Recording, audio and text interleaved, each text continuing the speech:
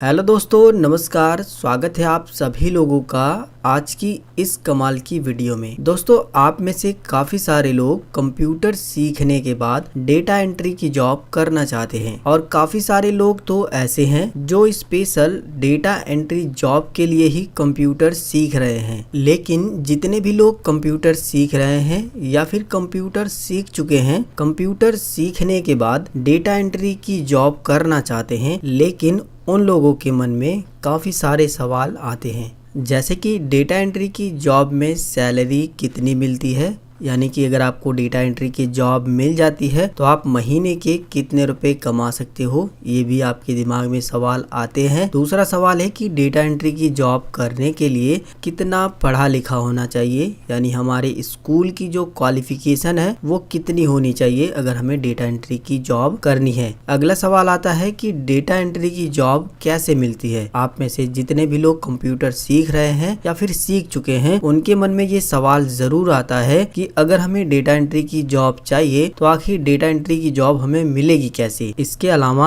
अगला सवाल है कि डेटा एंट्री की जॉब मिलने के बाद क्या क्या काम करना पड़ता है, यानी कि अगर आपको डेटा एंट्री की जॉब मिल जाती है तो जॉब मिलने के बाद आपको कौन कौन से काम करने होते हैं। इसके अलावा डेटा एंट्री की जॉब पाने के लिए कंप्यूटर में क्या क्या सीखना होता है, कौन कौन सी जानकारियां हमें कंप्यूटर में सीखनी होती है, या फिर कहें कंप्यूटर का कौन सा कोर्स करने के बाद डेटा एंट्री की जॉब आसानी से जो है मिल जाती है। अगर आपके मन में ये सवाल है तो आप इस वीडियो को पूरा देखिएगा। इस वीडियो के अंदर आपको इन सभी सवालों के जवाब मिलने वाले हैं। हेलो दोस्तों, मेरा नाम है गुलाब और आप देख रहे हैं गुलाब गुरु कंप्यूटर स्मार्ट क्लास। वीडियो पसंद आएगा तो लाइक, शेयर और सब्सक्राइब तो आप जरूर करिएगा। दोस्तों, सारे सवालों के जवाब जानने से पहले हमें यही जानना जरूरी है कि आखिर ये डेटा एंट्री क्या है, क्योंकि हम डेटा एंट्री का काम करने जा रहे हैं तो हमें ये जरूर पता होना चाहिए कि आखिर डेटा एंट्री होता क्या है। तो आपकी जानकारी के लिए बता दूं कि डेटा एंट्री दो शब्दों से मिलकर बना है। पहला है डेटा, दूसरा है एंट्री, जिसमें डेटा का मतलब होता है सूचना या कोई जानकारी और एंट्री का मतलब होता है लिखना, यानी कि किसी सूचना या जानकारी को लिखना ही डेटा एंट्री कहलाता है। जैसे कि आपको किसी कंपनी में कोई डेटा मिल जाएगा, उसको आपको कंप्यूटर में जो बस लिखना होता है देख देख कर, यही जो है डेटा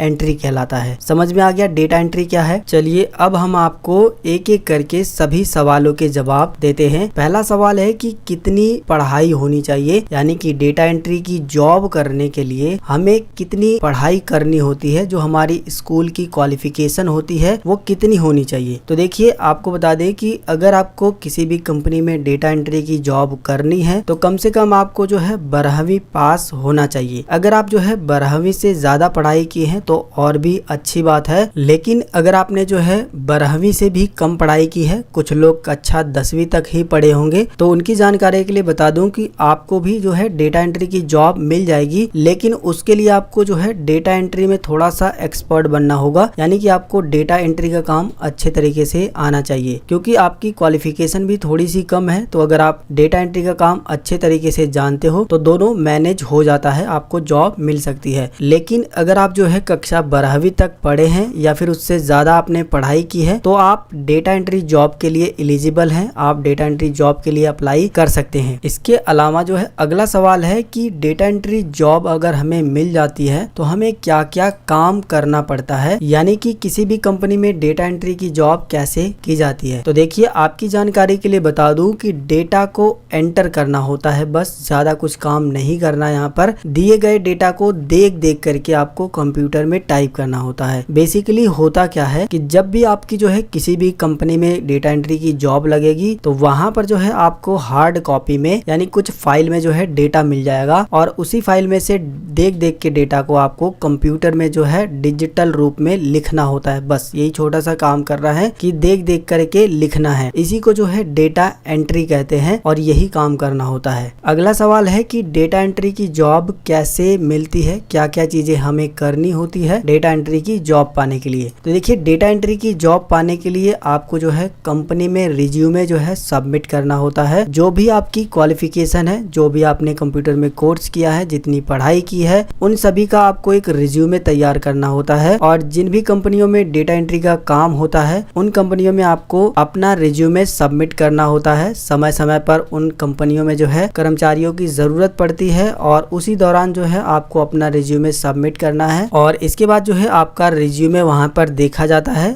रिज्यूमे देखने के बाद अगर आप जो है इस डेटा एंट्री के जॉब के लिए एलिजिबल होते हैं तो आपको बुलाया जाता है। छोटा सा आपका मॉक टेस्ट भी हो सकता है या फिर आपसे कुछ कंप्यूटर में डेटा एंटर करवाया जाए, और अगर आप जो है उनके अकॉर्डिंग डेटा को या फिर जो भी आपसे मॉक टेस्ट में पूछा गया है आंसर दे देते हो तो आप जो है डेटा एंट्री जॉब के लिए सिलेक्टेड हो जाते हो और आपकी जॉब लग जाती है। और आपकी जानकारी के लिए बता दूं कि अगर आप किसी भी कंपनी में जो है डेटा एंट्री की जॉब नहीं भी करना चाहते हो या फिर आपको नहीं मिल रही है तो ऑनलाइन भी बहुत सारे प्लेटफॉर्म है जहां पर आप डेटा एंट्री का काम कर सकते हो। इस वीडियो के अंदर मैं आपको 3 ऐसे डेटा एंट्री प्लेटफॉर्म के बारे में बताने वाला हूं जो कई समय से बहुत ही ज्यादा पॉपुलर हैं और बहुत सारे लोग इन प्लेटफॉर्म पर डेटा एंट्री का काम करके अच्छे खासे पैसे भी कमा रहे हैं। जिनमें से पहला प्लेटफॉर्म है अपवर्क। upwork.com करके एक वेबसाइट है जिस पर आपको जा करके रजिस्टर करना होता है, अपना वहां पर प्रोफाइल बनाना होता है। इसके बाद जो है वहां पर आपको जो है कंपनियां डेटा एंट्री का काम देती हैं और आप आसानी से डिजिटल ही डेटा एंट्री का काम करके उनको सबमिट करते हो और उसके बदले आपको पैसे दिए जाते हैं। इसी तरीके से fiverr.com और freelancer.com भी काम करती हैं। ये जो 3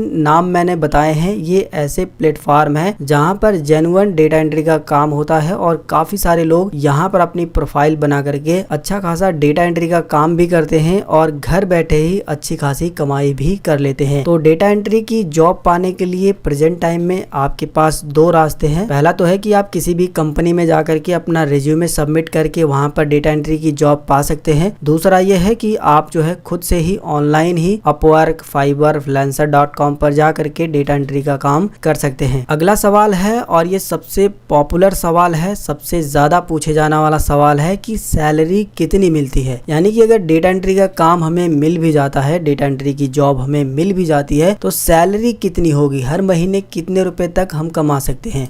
तो देखिए, डेटा एंट्री की अगर आपको जॉब मिल जाती है तो महीने के आप जो है 15 से 20 हजार रुपए तक कमा सकते हो। यानी कि किसी भी कंपनी में अगर आपकी फर्स्ट टाइम जॉब लगती है तो आपकी शुरुआती जो सैलरी होती है वो 15 से 20 हजार रुपए होती है। इसके बाद जैसे जैसे आप जो है उस कंपनी में पुराने होते चले जाएंगे उस तरीके से आपको जो है सैलरी भी आपकी बढ़ती चली जाती है और आपकी पोस्ट भी जो है बढ़ती चली जाती है। तो शुरुआती दिनों में जो सैलरी आपको मिलेगी डेटा एंट्री की वो 15 से 20 हजार रुपए होती है। अगला सवाल है कि डेटा एंट्री की नौकरी पाने के लिए कंप्यूटर में क्या क्या सीखना होता है, और ये सवाल सबसे ज्यादा पूछा गया है कि कंप्यूटर में हमें कौन कौन सी जानकारियों को सीखना होता है जिसे हमें डेटा एंट्री करने में आसानी हो और जॉब भी हमें जल्दी से मिल जाए। तो देखिए, आपको तो पता है कि डेटा एंट्री का काम जो है कंप्यूटर में ही होता है क्योंकि हमें डेटा जो है हार्ड कॉपी में मिलता है और सॉफ्ट कॉपी में हमें कंप्यूटर में कन्वर्ट करना होता है। तो ऐसे में हमें कंप्यूटर की तो जानकारी जरूर होनी चाहिए क्योंकि अगर कंप्यूटर की जानकारी नहीं है तो हम डेटा एंट्री का काम नहीं कर सकते हैं। तो कौन कौन सी वो जानकारियां हैं जिनको हमें कंप्यूटर में सीखना चाहिए डेटा एंट्री का काम करने के लिए। तो सबसे पहली जो जानकारी आपको सीखनी चाहिए, कंप्यूटर की बेसिक जानकारी आपको पता होनी चाहिए। केवल और केवल अगर आपको कंप्यूटर की बेसिक जानकारी पता है तो भी आप डेटा एंट्री का काम आसानी से कर सकते हो। जैसे आपको कॉपी पेस्ट वगैरह आना चाहिए, किसी भी सॉफ्टवेयर को ओपन करना, उसको बंद करना, कंप्यूटर को बंद करना, कंप्यूटर को चालू करना। इसके अलावा Excel, PowerPoint, MS Word में काम करना आना चाहिए, किस तरीके से उसके अंदर डेटा लिखा जाता है। ये सब बेसिक जानकारियां भी अगर आपको पता है, एक्सेल में आपको मास्टर नहीं बनना है, ना ही MS वर्ड में बनना है, बस आपको Excel, MS Word, PowerPoint की बेसिक जानकारियां पता है, बस उसमें लिखना आना चाहिए। बोल्ड, इटैलिक, अंडरलाइन, यही सब कॉपी पेस्ट वगैरह आना अगर आपको आता है तो आप डेटा एंट्री काम करने के लिए परफेक्ट हो। दूसरी बात की अगर आपने जो है